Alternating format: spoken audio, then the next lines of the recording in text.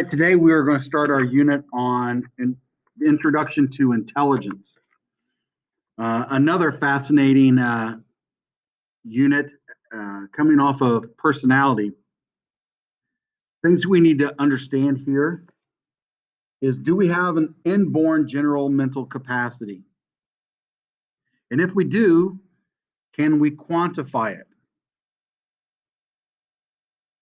The other thing is there just one general intelligence, or are there many, or a variety of intelligence? So this is what we are going to be analyzing in this unit. So as we take a look at what intelligence means, obviously it's been defined as whatever intelligence test measures. School smarts, but we also think about school or street smarts. So this is going to be the dialogue that we're going to be having here in the next few days.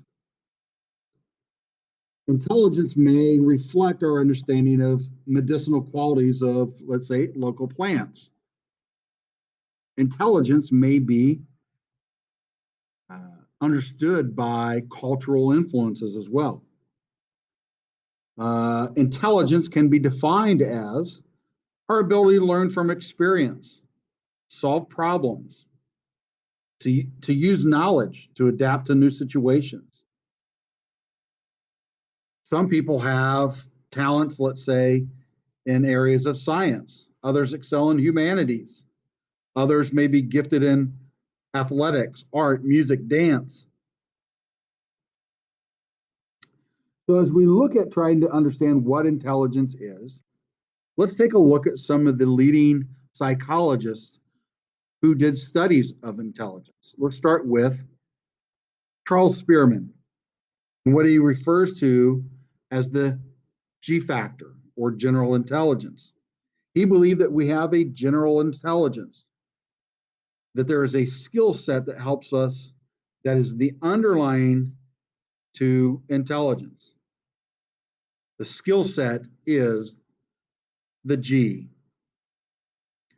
the heart of intelligence.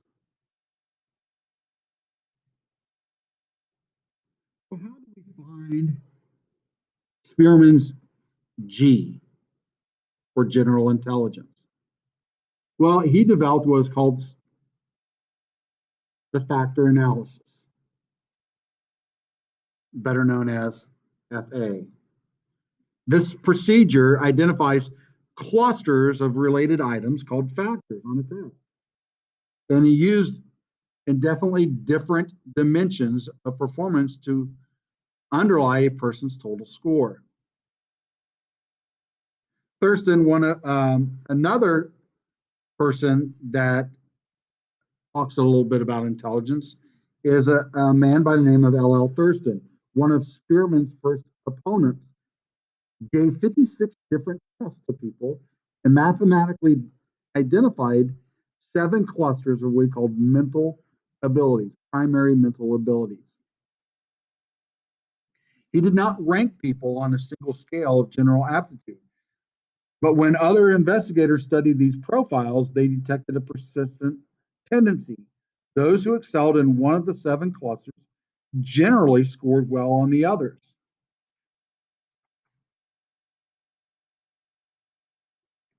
Another one is Howard Gardner and what he calls the multiple intelligences.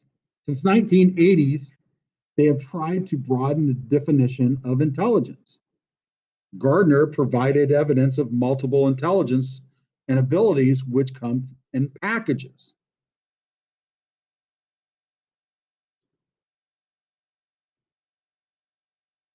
So what is meant by multiple intelligences?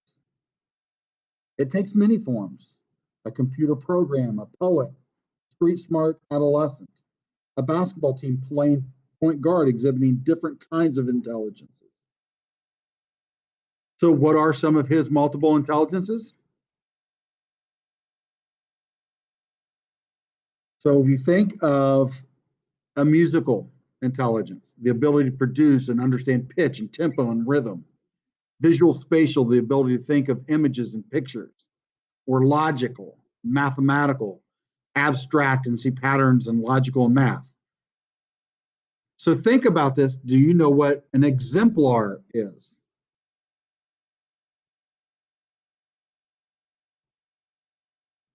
An exemplar is the best example of something.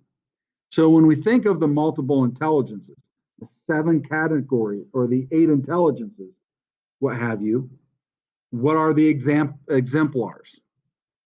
So let's take a look at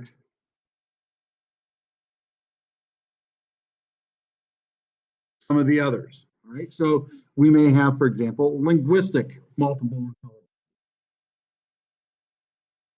T.S. Eliot as a poet, or logical mathematics, we think of Albert Einstein.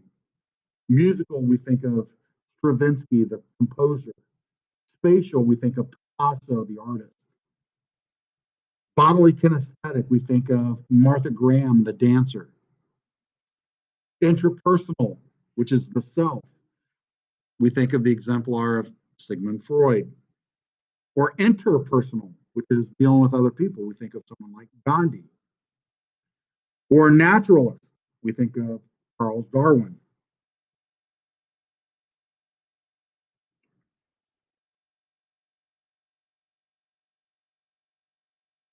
So another person who agrees with Gardner is Robert Sternberg. He believed in more than general intelligence. He proposed a triarchic theory.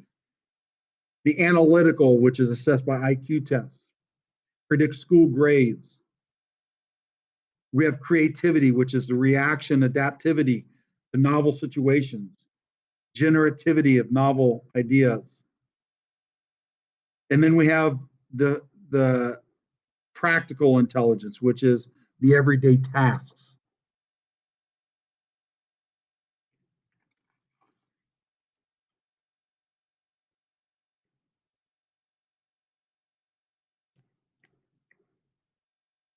What is a savant? A savant is somebody who may not have exceptional IQ, but in a specific skill, such as like computation or drawing, they are off the charts. 4 out of 5 savants are male. Many of them are autistic.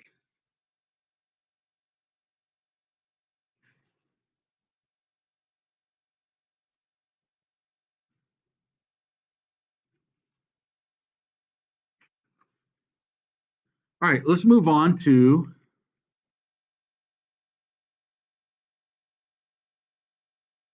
does intelligence correlate to income? So we're going back to correlation. This goes back to research. As shown to the right, the intelligence score is correlated with a positive 0.3 moderate positivity correlation. So again, we're getting into things like grit. Where does grit fit into there? Grit is the passion or the perseverance in pursuit of long-term goals. All right. So high intelligence may help you get a good college or a desired profession, but it won't make you successful. It is the grit of those individuals. Nature and nurture, when you combine the two, definitely leads to success. It requires a lot of effort. So again, another type of intelligence is emotional intelligence, the ability to perceive, understand, and manage and use of emotions. What do I mean when I say social intelligence?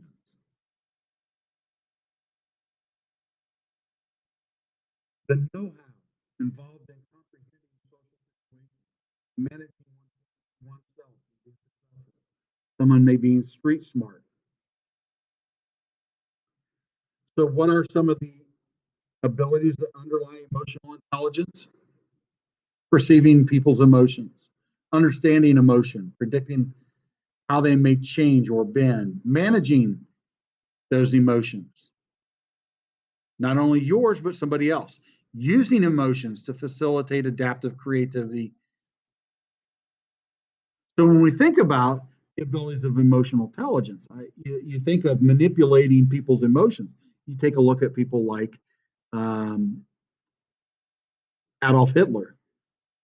You can see how he had the abilities of emotional intelligence. Now, put into the wrong way, but you can see how that falls into that category.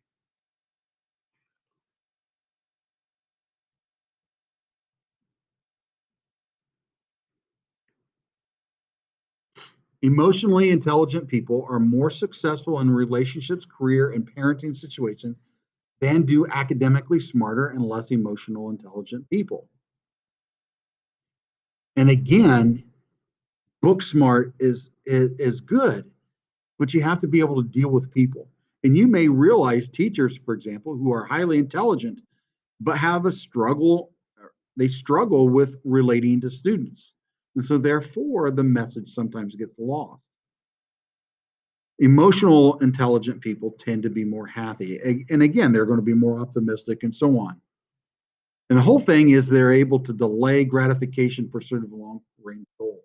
They don't get stuck and fixated in the moment.